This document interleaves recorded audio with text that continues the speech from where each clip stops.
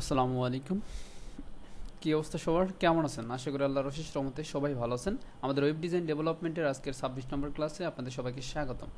আমরা পর্যায়ক্রমে video publish করতেছি। আমরা বিগত HTML এবং CSS নিয়ে 25টা ক্লাস পাবলিশ করেছি। আশা করি আপনারা দেখেছেন এবং কাজ করেছেন, অনেক উপকৃত হয়েছেন, অনেকের রেসপন্স পেয়েছি। তো মাশাআল্লাহ সবাই ভালো কাজ করতেছেন, আপনাদের জন্য দোয়া করে আরও ভালো কিছু করবেন। তো আজকে আমরা মূলত ওয়েব ডিজাইন ডেভেলপমেন্টের মধ্যে একটা ফ্রেমওয়ার্ক নিয়ে কাজ করব। সেটা হচ্ছে আমাদের ফ্রন্ট-এন্ড ফ্রেমওয়ার্ক, যেটাকে বলা হয় বুটস্ট্র্যাপ। তো বুটস্ট্র্যাপ নিয়ে আমরা কাজ করব। তো বুটস্ট্র্যাপ নিয়ে হয়তোবা আজকে অনেকেই প্রথম শুনছেন। রাসেল আর মিকায়েল হয়তোবা বুটস্ট্র্যাপের নামটা প্রথম শুনছো, তাই না? আচ্ছা, নাম শুনছো, বাট এর প্রসেসটা তো তোমরা জানো না, যে কিভাবে ইউটিলাইজ করতে হয়, কিভাবে এটাকে আমরা বিভিন্ন জায়গায় করব, কম্বিনেশন করে এটা ব্যবহার করব। এই প্রসেসটা তো তোমরা জানো না, তাই না? ওকে, ঠিক আছে। তো আজকে আমরা সেই প্রসেসটা প্রথমে জানবো কিভাবে করতে হয় এবং এটা কেন ব্যবহার করবো, সব বিষয়গুলো ডিটেলস স্টেপ বাই স্টেপ জানবো। ঠিক আছে, ওকে। তাহলে আমরা নর্মালি এটাকে এখানে একটা আমরা ক্লাস করলাম, এখানে একটা মানে ফোল্ডার করলাম। জাস্ট এই ফোল্ডারের মধ্যে আমরা কিছু এখানেও করতে পারি, অথবা এখানে আমরা একটা নতুন করে ফোল্ডার করতে পারি, যে কোনো নামে, নিউ বুটস্ট্র্যাপ ক্লাস। হ্যাঁ, স্টাফ, নিউ বুটস্ট্র্যাপ। তো এখানে আমরা একটা ওয়েবসাইট তৈরি করব। অবশ্যই আমরা ওয়েব ডিজাইন ডেভেলপমেন্টের মধ্যেই কিন্তু বুটস্ট্র্যাপ, ওয়েব ডিজাইন ডেভেলপমেন্টের বাইরে বুটস্ট্র্যাপ না।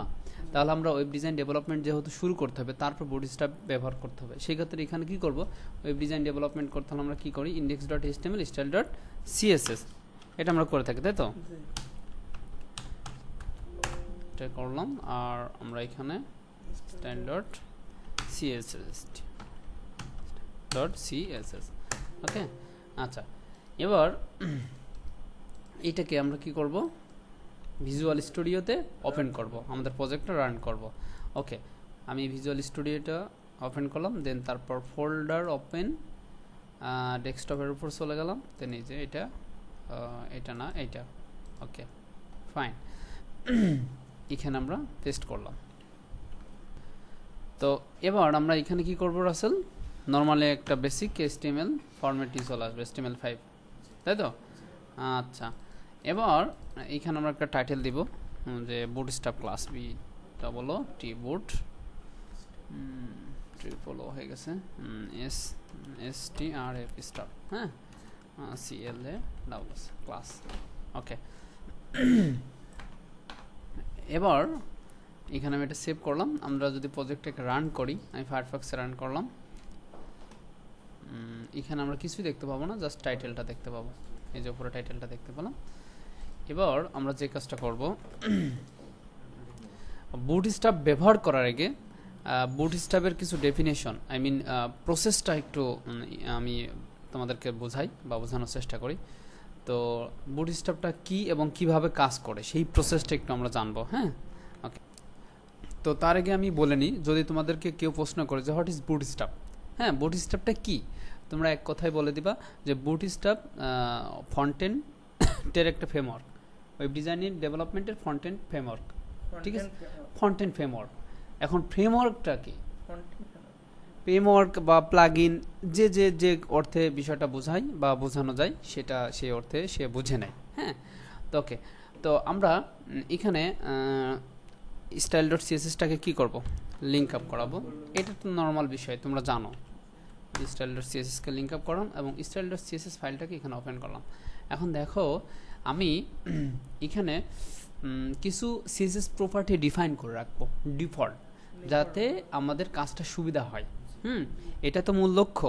যখন তুমি কাজ করতে করতে করতে করতে অনেক দূরে চলে যাবা বা কাজের পরিমাণ তোমার বেড়ে যাবে, তখন কিন্তু তোমার শর্টকাট প্রসেস ব্যবহার করার জন্য মানে নিজের ভিতর কাজ করবে না। শর্টকাট প্রসেস, যেমন মনে করো কিছু কিছু শর্টকাট নিয়ম আছে যে কাজটা করতে তোমার সুবিধা হবে। ফর এক্সাম্পল, তুমি একটা কাজ করতেছো, মাটি কাটতেছো। এখন মাটি কাটতে কাটতে তুমি কোদাল দিয়ে মাটি কাটতেছো, আমি তোমাকে যদি ভেকু এনে দিই, তাহলে তুমি তার মাটি আরো খুব দ্রুত কেটে ফেলতে পারবা, ঠিক না? তো ঠিক প্রসেস ওরকম, তুমি যখন ওয়েব ডিজাইন ডেভেলপমেন্টের কাজ শুরু করবা, তখন দেখবা যে কাজের পরিমাণ বেড়ে যাচ্ছে। তখন কি করবা, যে শর্টকাট কিছু ফর্মুলা ব্যবহার করার চেষ্টা করবা, যাতে তোমার কাজটা বেড়ে যায়, লাইক মাটি কাটার মতো, কোদাল দিয়ে আর ভেকু দিয়ে। ঠিক আছে, ওকে। তো বিষয়টা ওইরকম আমরা ওয়েব ডিজাইন ডেভেলপমেন্টের কাজটাকে আরও মানে ছোট করে নিয়ে আসার জন্য, সহজ করে নিয়ে আসার জন্য এই বুটস্ট্র্যাপ ফ্রেমওয়ার্কটা ব্যবহার করি। ক্লিয়ার? আচ্ছা, প্রসেসটা মূলত কেমন হয় একটু দেখাই দিই। এখন এখানে দেখো আমি মনে করি যে H2কে ব্যবহার করলাম।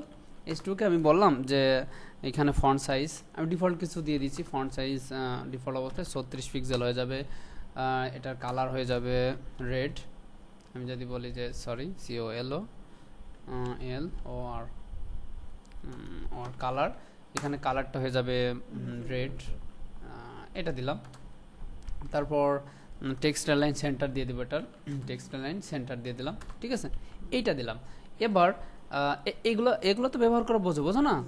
আচ্ছা, এবার আমি বললাম যে এখানে মনে কর যে প্যারাগ্রাফটা একটা যদি আমরা ব্যবহার করি তাহলে প্যারাগ্রাফের ভিতরে তোমার ব্যাকগ্রাউন্ড হয়ে যাবে। যদি এগুলো আমি ব্যাকগ্রাউন্ড দিয়ে দেবো আমরা এটা, এবং ফন্ট সাইজ দিয়ে দিলাম ফর এক্সাম্পল, এগুলো দিয়ে রাখতে ফন্ট সাইজ দিয়ে দিলাম 15 পিক্সেল। ঠিক আছে, আচ্ছা। তারপর আমরা মার্জিন দিয়ে দিলাম মনে কর যে 10 পিক্সেল, 10 পিক্সেল, ওকে, এরকম কিছু দিয়ে দিলাম। এবার এখানে আরেকটা দিয়ে রাখি আমি, কন্টেইনার দিলাম। এখানে কন্টেইনার নামে একটা কন্টেইনার, কিংবা এখানে বললাম যে রাসেল, হ্যাঁ, এখানে রাসেল। ঠিক আছে, রাসেল দিয়ে দিলাম। রাসেলের এখানে আমি একটা উইথ দিয়ে দিলাম 85 পিক্সেল। মনে আছে তো কিছু না? ভ্রমণ করে সব গুলাই ফেলছো। আচ্ছা আচ্ছা, মার্জিন অটো করে দিলাম। হ্যাঁ, এইগুলা এরকম মনে করছো অনেকগুলো করে রাখলাম। তো ফর এক্সাম্পল আমরা এই 3টা ডিফাইন করলাম শুধু। ওকে, এবার আমি মনে করো যে এখানে শুরু করতেছি যে, ঠিক আছে, এখানে শুরু করতেছি। মনে করো যে আমি একটা রাসেল, হ্যাঁ, এখানে রাসেল এই ক্লাসটা এইভাবে লিখছি, তো রাসেল RASEL। আচ্ছা, যা লাগবে আমি সেই ক্লাসটাকে কপি করলাম। হ্যাঁ, এইটা রাসেল নামে একটা ক্লাস নিলাম। এই রাসেল ক্লাসের মধ্যে আমি দিয়ে দিলাম H2কে আমি বললাম যে হ্যালো বাংলাদেশ PNG। ওকে, আচ্ছা। তারপর আমি এখানে প্যারাগ্রাফ LORM, আচ্ছা,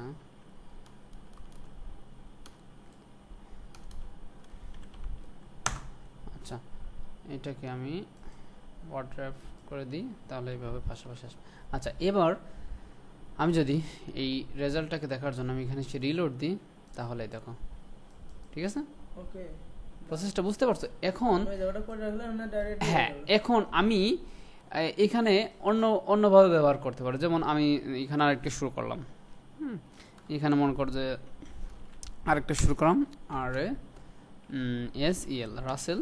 কারণ আমি চাচ্ছি যে 85% ভিতরে থাকবে আমাদের সাইটটার কন্টেন্ট। এই যে দেখো, এই যে 85%, এটা কিন্তু আমাদের কি দেওয়া, আমাদের উইথটা কত দেওয়া, 85 পিক্সেল না? 85 পিক্সেলের মধ্যেই উইথটার ভিতরে সীমাবদ্ধ থাকবে। এই জন্য আমি বারে এই ক্লাসটা ব্যবহার করতেছি। এই যে রাসেল ক্লাসের মধ্যে আমাদের সব কিছু ডিজাইন। এখানে আমি আরেকটা দিলাম, যে বললাম যে হ্যালো কানাডা। হ্যাঁ, আচ্ছা, এখানে কি দেবো, সরি, আমি তো দেবো, আমি H2 দিলাম। আমি বললাম যে হ্যালো কানাডা। আচ্ছা, ঠিক আছে, এখানে আমি একটা প্যারাগ্রাফ দিলাম। এরকম আমি অনেক কিছু ডিফাইন করে রাখতে পারি, অনেক কিছু। কোনটা? ও, এটা dummy content LORM, dummy content লেখা, এরকম লিখলে চলে। হ্যাঁ, এরকম থাকে। আমরা ভিজুয়াল স্টুডিও ব্যবহার করতেছি বিধায় এটা এর সাথে ডিফল্ট অবস্থায় দেওয়া রয়েছে সুবিধার্থের জন্য। আমাদের ওই নেটে গিয়ে আর এটা নিয়ে আসতে হবে না। ঠিক আছে, ওকে, এবার আমি সেভ দিলাম। দেখো, সেই সেম প্রসেসে আবার এখানে এইভাবে চলে আসতেছে। তো এইটাই হচ্ছে মূলত সুবিধা। তার বুটস্ট্র্যাপ সবকিছু আমি ডিফাইন করে রাখবো। তো ডিফাইন করে রাখলাম, আমি জাস্ট ক্লাসটা ব্যবহার করবো। ওই ক্লাস যত জায়গায় ব্যবহার করব, এই লিঙ্ক আপ করা অবস্থায় যত জায়গায় ব্যবহার করব, আমার ওই CSS ইফেক্টটা তত জায়গায় হবে। ক্লিয়ার? বেশি বুঝলে কিন্তু ক্লাস না বন্ধ করে দিব, ঠিক আছে? সহজটা আগে শেখাতে হয় না, যে স্টেপগুলা কোন স্টেপটা শিখতে হবে এগুলা আমার জানা আছে আর আমি জানি, তাই সেটা তোমাদের সেইভাবে শেখাচ্ছি, ঠিক আছে? ওকে, আচ্ছা এখন দেখো এইগুলা এখন কোন কোন সিএসএস গুলা কোন কোন ক্লাসগুলো আছে আমরা তো জানি না, মানে এইগুলা মূলত একটা ফ্রেমওয়ার্ক করে দিয়ে দিয়েছে, একটা ফ্রেমওয়ার্কে এই কাজটা করে দিয়ে দিয়েছে। তার নাম কি? তার নামই হচ্ছে বুটস্ট্র্যাপ। ক্লিয়ার? আচ্ছা, ক্লিয়ার টু ফর্সা না? আর তাহলে আমরা কি বুঝলাম? এখন আমরা বুটস্ট্র্যাপ কেন ব্যবহার করব এবার বলো তো, রাসেল বলো তো। যে অলরেডি কিছু ক্লাস ডিফাইন করা আছে, যে যে তারপর মনে করে জাভা স্ক্রিপ্ট যে করি, বুটস্ট্র্যাপের যে সমস্ত যে ক্লাসগুলো সবকিছু ডিফাইন করা আছে, আমরা শুধু ব্যবহার করব। যেমন বাটন দেওয়া আছে, হেডিং 1 হেডিং 2 এরকম অনেক কিছু দেওয়া আছে, প্যারাগ্রাফ। তারপর আর বুটস্ট্র্যাপ ব্যবহার করলে আরেকটা সবথেকে সুবিধা হচ্ছে যে রেসপন্সিভ, অটোমেটিক রেসপন্সিভ হয়ে যাবে। হ্যাঁ, রেসপন্সিভ অর্থটা তো বোঝো, যে একটা প্রজেক্টকে আমরা যখন একটা সাইটকে ডিজাইন করি তখন সেই সাইটটা যাতে প্রত্যেকটা ডিভাইসে সুন্দরভাবে প্রেজেন্ট করে, শো করে, সেটার অর্থই মূলত রেসপন্সিভ। ক্লিয়ার? তো বিষয়টা যদি আমরা এটাকে ইনস্পেক্ট লিমিট করার পর এটাকে মোবাইল ডিভাইসে কনভার্ট করি, তাহলে দেখো এটা আমাদের এইভাবে কনভার্ট করতেছে, দেখছো? ওকে, তো এরকম বুটস্ট্র্যাপটা আমরা ব্যবহার করলে যাতে আমাদের প্রজেক্টটা সুন্দরভাবে এরকম শো করে, এর জন্য আমরা বুটস্ট্র্যাপটা ব্যবহার করব, ঠিক আছে? ওকে, তাহলে এবার আমরা বুটস্ট্র্যাপ কিভাবে ব্যবহার করতে হয় সেটা চলে যাই, সেটা দেখা শুরু করি আমরা। চলো আমরা এখানেই এগুলা কেটে দেব, আমরা index.html এটা এখানে এগুলা সব কিছু ডিলিট করে দেব।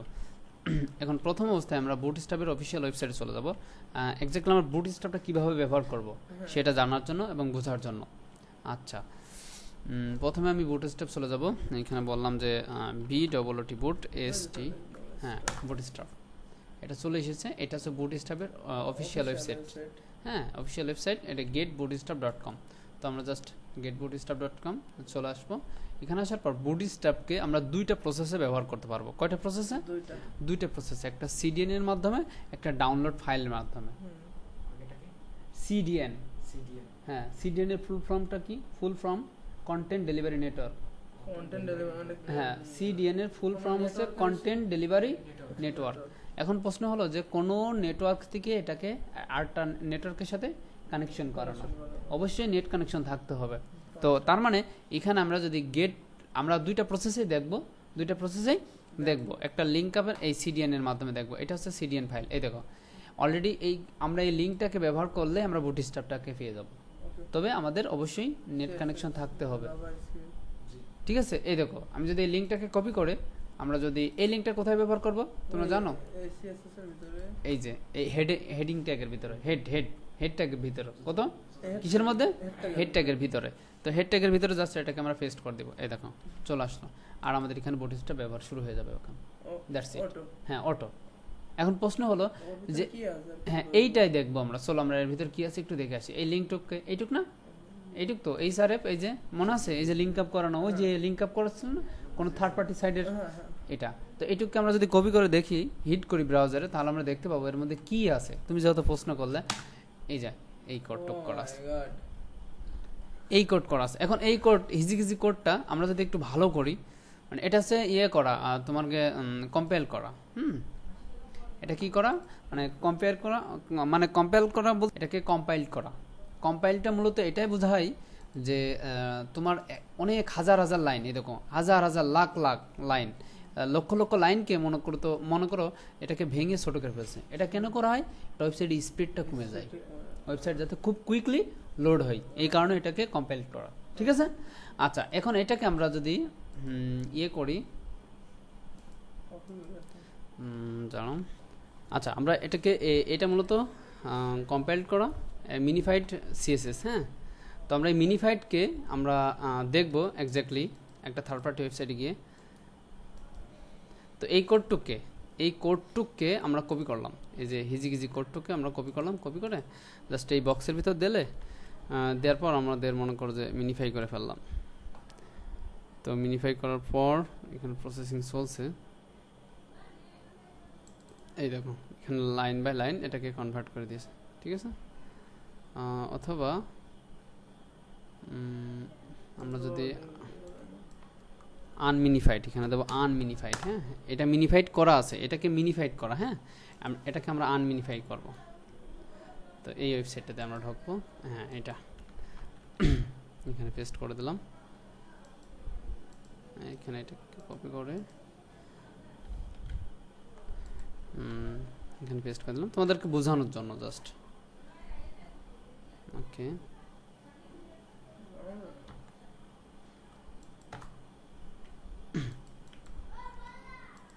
এখানে এটাকে কপি করলাম, এটা কোনো তো এটা মূলত মিনিফাই করা আছে, এটাকে আনমিনিফাই করা, এটাকে আমরা এখান থেকে দিয়ে দেখি কি হয়, বুঝতে পারছো বিষয়টা? এই যে এখানে এইগুলো, তো আমরা জাস্ট এইগুলোকে কপি করে এখান থেকে জাস্ট কপি করে এখানে পেস্ট করলাম, এই যে এই কোডগুলোকে দেখো, হেডিং এইচ থেকে H1 থেকে শুরু করে H6 পর্যন্ত হেডিং, তো দেখো কি করছে, মার্জিন টপ 0 করে দিয়েছে, মার্জিন বটম 0.5 REM করেছে, হ্যাঁ ফন্ট উইথ ডিফল্ট অবস্থায় 500 করে দিয়েছে, লাইন হাইট 1.2 করে দিয়েছে, দেখছো? তো এইভাবে মনে করো যে তোমাদের এখানে এই যে মিডিয়া অ্যাড্রেট মিডিয়া না, এটা হচ্ছে মূলত রেসপন্সিভের ক্ষেত্রে, যে এই যে হেডিং 4 কোনো রেসপন্সিভ ডিভাইসে মানে 1200 উইথ যদি কোনো ডিভাইসের হয় তাহলে অটোমেটিকলি তার হ্যাঁ এই যে হাইট এত হবে, ফন্ট সাইজ এত হয়ে যাবে, ঠিক আছে? তো মূলত এটা এইভাবেই ব্যবহার করা হয়েছে। তাহলে ক্লিয়ার?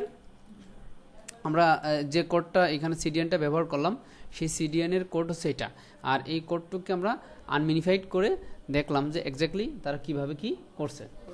ওকে ঠিক আছে, তাহলে আমরা সিডিএন দিয়ে ব্যবহার করার একটু প্রসেসটা একটু দেখি।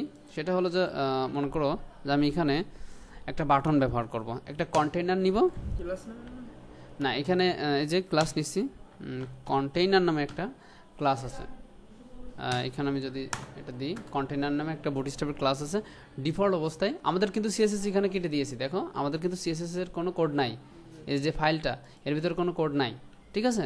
তাহলে এবার যদি পাশে স্পেস পাই তাহলে ভাববো যে আমাদের বুটস্ট্র্যাপের সিএসএসটা সিডিএনের ইউজার ব্যবহার করার ফলে কিন্তু আমাদের এই স্পেসটা পাচ্ছে, মানে কাজ করতেছে। ক্লিয়ার রাসেল? আচ্ছা ওকে, আমরা কন্টেইনারটা নিলাম, নেওয়ার পর আমি যদি এখানে বলি যে বাটন, এখানে যদি বাটনটা ব্যবহার করি বা এখানে বলি যে ক্লিক হেয়ার, অথবা আমি এখানে এরকম কিছু লিখতে পারি CLICK ক্লিক হেয়ার। ওকে, আমি যদি এখানে সেভ দিয়ে এখানে যদি আমি একটা রিলোড দিই তাহলে দেখো আমাদের এখানে যে একটা বাটন চলে এসেছে এবং এই পাশে একটা স্পেস পেয়েছে, ঠিক আছে? তার মানে আমরা বুঝতে পারলাম যে আমাদের এটা কাজ করতেছে, তো আমরা এটা ডিলিট করে দিলাম। এখন এখানে আমরা আরও কিছু দিতে পারি, আমি যদি এখানে একটা প্যারাগ্রাফ দিই, প্যারাগ্রাফের ভিতরে সেম প্রসেসে এটা দেওয়ার পর আমি যদি এটা সেভ দিই, তারপর এখানে এসে একটা রিলোড দিই, তাহলে দেখো তার মধ্যে নির্দিষ্ট একটা উইথের মধ্যে রয়ে গেছে। হ্যাঁ হ্যাঁ, এখন এখানে আমরা মনে করি যে হেডিং 3 ব্যবহার করলাম, 3-র ভিতরে আমি বললাম যে ওকে, এবার আমি সেভ দিয়ে আমি যদি এখানে রিলোড দিই তাহলে এইভাবে এটা আসতেছে। দেখো এখানে একটা ডিফল্ট ফন্ট পেয়ে যাচ্ছে, ডিফল্ট একটা ফন্ট পাচ্ছে। এখন আমি যদি এই লিঙ্কটাকে আমি উঠাই দিই, তোমরা একটু দেখো, আমি যদি এই সিডিএন ফাইলটাকে আমি যদি এখন কাট করে দিই, কাট করে আমি যদি হাতে করে রাখি, জাস্ট এখান থেকে কাট করলাম দিয়ে এবার সেভ দিলাম, মনে করে ডিলিট করে দিয়েছি, ঠিক আছে? ওকে, এবার যদি আমি রিলোড দিই তাহলে দেখো কাহিনী কি হয়ে গেছে, দেখছো? তার মানে আমাদের মূলত কিছুই পাচ্ছে না, ডিফল্ট HTML, শুধু HTML পাচ্ছে, ঠিক আছে? তাহলে বুঝতে পারলে। এখন প্রশ্ন হলো যে ভাই এটা কিন্তু অফলাইনে কাজ করবে না, আমি যদি নেট কানেকশন এখন অফ করে দিই তাহলে কিন্তু আমার এটা কাজ করবে না। এই যে এখানে রিলোড দিই, এখন কাজ করতেছে, তবে নেট কানেকশন ডিসকানেক্ট করে দিলে কাজ করবে না। সেই ক্ষেত্রে আমরা ফাইল ব্যবহার করব। তো আমরা নেক্সট ক্লাসে ফাইল ব্যবহার করতে হয় কীভাবে সেভাবে দেখবো, সেটা দেখবো। হ্যাঁ ওকে, তাহলে আজকে এই পর্যন্তই, আপনারা প্র্যাকটিস করেন, আর যদি কোনো প্রশ্ন থাকে অবশ্যই আমাদেরকে গ্রুপে পোস্ট করে জানাবেন। যেহেতু এই যে দেখেন প্রথম ক্লিক দিয়েছেন, প্রথম ক্লিক হারে প্যারাগ্রাফের তাহলে তারপরে হ্যালো রাসেল মানে H2 ব্যবহার করি। আমরা যদি প্রথমে H2 ব্যবহার করি তাহলে হেডটা ব্যবহার করলে পর্যায়ক্রমে একই রকম আসবে না? তাহলে আমরা এটা মানে পর্যায়ক্রমে ব্যবহার করি। আমি তোমাদের দেখানোর সুবিধার্থে এখানে এটা ব্যবহার করলাম। আর আমাদের যখন ক্লায়েন্টের কাজ করবো তখন আমাদের ক্লায়েন্ট টার্গেট দিয়ে দেবে যে কোন জায়গায় হেডিং বসাতে হবে, কোন জায়গায় বাটন বসাতে হবে, কোন জায়গায় ইমেজ বসাতে হবে, কয়টা রো নিতে হবে, কয়টা কলাম নিতে হবে। রো কলাম সম্পর্কে কোনো ধারণা আছে? আচ্ছা ওকে, হ্যাঁ টেবিল আকারে, হ্যাঁ ওই রো আর কলাম সম্পর্কে, ঠিক আছে। তখন ক্লায়েন্টের টার্গেট জিনিস দিয়ে দিবে, টার্গেট কন্টেন্ট দিয়ে দেবে, সেটা দেখে দেখে আমাদের হ্যাঁ পর্যায়ক্রমে আমরা সিরিয়াল বাই বসাতে চলে যাবো, ঠিক আছে। ওকে, তাহলে আজকে ভালো থাকেন, আসসালামু আলাইকুম।